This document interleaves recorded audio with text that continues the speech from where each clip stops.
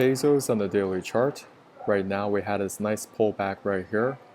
Now I want to review the video that I made back on the 15th, so let's go here real quick and play this video for dollar amount. Two areas set out for me, this one over here. I'm going to start to map out my 𝗪𝗔𝗔 support, clicking from that pivot high, pivot low, pivot high, with my trend based fib extension. Over here one more time, pivot high, pivot low, pivot high. Next thing I use my Fibonacci retracements, clicking from that pivot low to pivot high. We do have a 50% retracement that is slightly above that 𝗪𝗔𝗔 support work that we just did.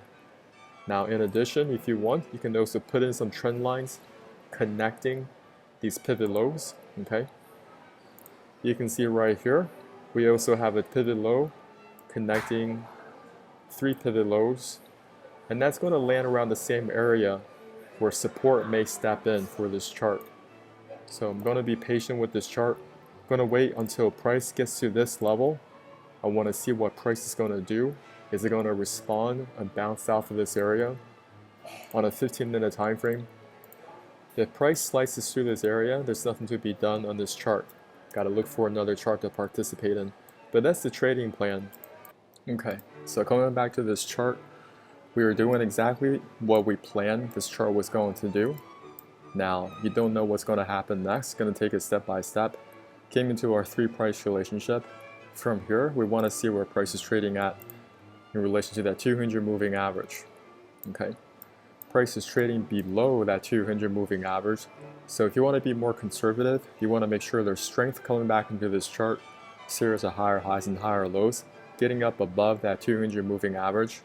From there, stepping back out on the daily chart, you can position size correctly, but you're setting your stop below this pivot low.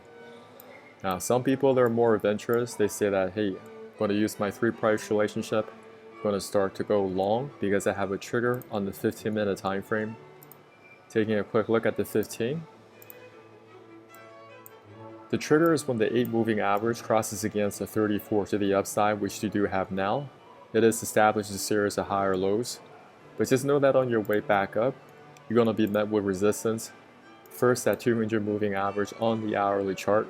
So it's up to you if you want to go long right here, or you want to be more patient and just wait until price really finds some strength and get up above that 200. It's taking it one step at a time. If you'd like to learn how to find high probability setups using Fibonacci analysis, check out my course in the descriptions below. If you haven't subscribed to our channel, subscribe now, hit that notification button. Our first goal is 1,000 subs. We go over cryptocurrencies as well as US equities.